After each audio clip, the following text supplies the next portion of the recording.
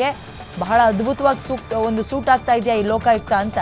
ಲೋಕಾಯುಕ್ತ ಹೆಸರಲ್ಲಿ ಹಣ ವಸೂಲಿ ಮಾಡಿದ್ದ ಹೆಡ್ ಕಾನ್ಸ್ಟೇಬಲ್ ಇದೀಗ ಚಿತ್ರದುರ್ಗದ ನಿವೃತ್ತ ಹೆಡ್ ಕಾನ್ಸ್ಟೇಬಲ್ ನಿಂಗಪ್ಪ ಅವ್ರನ್ನ ಲೋಕಾಯುಕ್ತ ಬಂಧಿಸಿದೆ. ಸದ್ಯ ನ್ಯಾಯಾಂಗ ಬಂಧನದಲ್ಲಿ ನಿವೃತ್ತ ಹೆಡ್ ಕಾನ್ಸ್ಟೇಬಲ್ ನಿಂಗಪ್ಪ ಇದ್ದಾರೆ. ಸರ್ಕಾರಿ ಅಧಿಕಾರಿಗಳ ವಿರುದ್ಧ ನಡೆಯುವಂತಹ ದಾಳಿ ಬಗ್ಗೆ ಮಾಹಿತಿ ಸೋರಿಕೆಯನ್ನು ಈತನೇ ಮಾಡ್ತಾ ಇದ್ದ ಅನ್ನೋ ಆರೋಪ ಈತನ ಮೇಲೆ ಕೇಳಿ ಬಂದಿದೆ. ಅಲ್ಲದೆ ಸರ್ಕಾರಿ ಅಧಿಕಾರಿಗಳಿಂದ ಹಣವನ್ನು ಸಂಗ್ರಹ ಮಾಡಿದ್ದಾನೆ ಅನ್ನೋ ಆರೋಪ ಕೂಡ ಇದೆ. ಈ ಹಿಂದಿನ ಲೋಕಾಯುಕ್ತ SP ಶ್ರೀನಾಥ್ ಜೊತೆ ಸಂಪರ್ಕ ಇದ್ದ ಅವರ ಸಹಾಯವನ್ನು ಕೂಡ ಈತ ತಗೊಂಡಿದ್ದಾನೆ ಅಂತ ಲೋಕಾಯುಕ್ತ ವಿಚಾರಣೆ ವೇಳೆ ಸ್ಫೋಟಕ ವಿಚಾರಗಳು ಬಯಲಾಗಿದೆ. ಈ ನಿಂಗಪ್ಪ ಯಾರಪ್ಪ ಅಂದರೆ ಈತನಿಗೆ 46 ವರ್ಷ. ಈತ ಈಗ ಆಲ್ರೆಡಿ ಅರೆಸ್ಟ್ ಆಗಿದ್ದಾನೆ. ಚಿತ್ರದುರ್ಗ ಮೂಲದವನು. ಪೊಲೀಸ್ ಇಲಾಖೆಯಲ್ಲಿ ಹೆಡ್ ಕಾನ್ಸ್ಟೇಬಲ್ ಆಗಿದೆ, ಈಗಿರಲಿಲ್ಲ ಈತ. ಈಗಿಲ್ಲ ಪೊಲೀಸ್ ಇಲಾಖೆಯಲ್ಲಿ. ಬಹಳ ಸುದೀರ್ಘವಾದ ರಜೆ ತಗೊಂಡಿದ್ದ ಅನ್ನೋ ಕಾರಣಕ್ಕೆ ಆತನನ್ನು ತೆಗೆದು ಬಿಸಾಕಿದ್ರು ಈ ಒಂದು ಇಲಾಖೆಯಿಂದ, ಸೇವೆಯಿಂದ ವಜಾ ಮಾಡಿದ್ರು.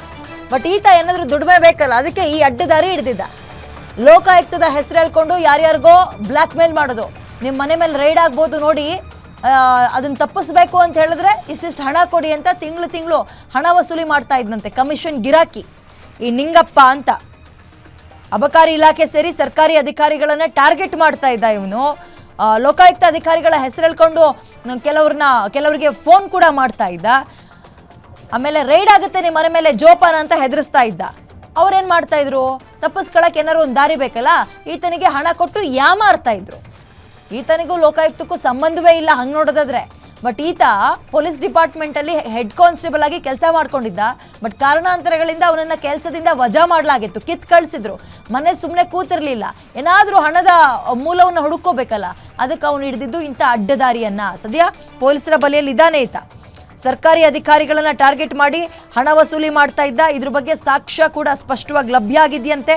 ಈತನ ಜೊತೆಗೆ ಲೋಕಾಯುಕ್ತದ ಅಧಿಕಾರಿಗಳು ಕೂಡ ಶಾಮೀಲಾಗಿದ್ದಾರೆ ಅನ್ನೋ ಆರೋಪ ಇದೆ. ಈಗ ಏಕಾಏಕಿ ಯಾರೋ ಒಬ್ರು ಆ ಡಿಪಾರ್ಟ್ಮೆಂಟ್ ಬಗ್ಗೆ ಗೊತ್ತು ಗುರಿ ಇಲ್ಲದೆ, ಅದ್ರ ಬಗ್ಗೆ ಅಂದಾಜಿಲ್ಲದೆ ಯಾರಿಗೋ ಫೋನ್ ಮಾಡಿ ಹೆದರ್ಸಕ್ಕಾಗಲ್ಲ. ಅದ್ರ ಬಗ್ಗೆ ಆಳ ಅರಿವು ಗೊತ್ತಿರಬೇಕಲ್ಲ. ಅದಕ್ಕೋಸ್ಕರ ಏನು ಮಾಡ್ದ, ಲೋಕಾಯುಕ್ತದಲ್ಲೇ ಕೆಲವ್ರನ್ನ ಬುಕ್ ಮಾಡ್ಕೊಂಡಿದ್ದ ಈತ ಅನ್ನುವಂತಹ ಆರೋಪ ಕೂಡ ಕೇಳಿ ಬರ್ತಾ ಇದೆ. ಸಚಿವರ ಆಪ್ತ ಕಾರ್ಯದರ್ಶಿಗಳಿಗೂ ಕೂಡ ಈತನ ಜೊತೆಗೆ ನಂಟಿದೆಯಂತೆ. ಅದು ಯಾರ್ಯಾರು ಅನ್ನುವಂಥದ್ದು ತನಿಖೆಯ ಮುಖಾಂತರ ಗೊತ್ತಾಗಬೇಕಾಗಿದೆ. ಇದೊಂದು ರೀತಿ ರಾಜ್ಯ ಸರ್ಕಾರ ಈಗ ಲೋಕಾಯುಕ್ತವನ್ನು ಜಾಲಾಡಿಸಿ ಅದು ಒಂದು ರೀತಿ ಕ್ಲೀನಾಗೆ ಬಟ್ಟೆ ತೊಳೆದು ಒಣಗಾಕ್ತಾರಲ್ಲ, ಆ ರೀತಿಯಾಗಿ ಮಾಡಬೇಕು ಲೋಕಾಯುಕ್ತವನ್ನು ಅಂತ ಅಂದ್ಕೊಳ್ತಾ ಇದೆ. ಭ್ರಷ್ಟಾಚಾರವನ್ನು ಮಾಡ್ತಾ ಇರೋರನ್ನ ಅಥವಾ ಆರೋಪ ಕೇಳಿ ಬಂದಿರೋರನ್ನೆಲ್ಲ ಎತ್ತಂಗಡಿ ಮಾಡೋಣ ಅಂತಿದ್ದಾರೆ. ಸೊ ಅಲ್ಲಿಗೆ ಹೊಸ ಆಫೀಸರ್ಸ್ಗಳನ್ನು ಹಾಕ್ತಾರಂತೆ. ಬಟ್ ಎಲ್ಲವೂ ಇಲ್ಲಿ ತನಕ ಏನು ಮಾಡ್ತಾ ಇತ್ತು, ರಾಜ್ಯ ಸರ್ಕಾರದ ಗಮನಕ್ಕೆ ಬಂದೇ ಇಲ್ವಾ ಇಂತಹವು? ಅದೇ ಆಶ್ಚರ್ಯ. ಇಲ್ಲಿ ತನಕ ಯಾರೀ ನಿಂಗಪ್ಪ ಅಂತ ಹೆಡ್ ಕಾನ್ಸ್ಟೇಬಲ್ ಅರೆಸ್ಟ್ ಆಗಿದ್ದಾನಲ್ಲ ಈಗ, ಈತ ಬರೋಬ್ಬರಿ 6 ರಿಂದ 7 ಕೋಟಿ ಹಣವನ್ನು ಆಲ್ರೆಡಿ ವಸೂಲಿ ಮಾಡಿದ್ದಾನಂತೆ ತುಂಬ ಜನರ ಹತ್ರ.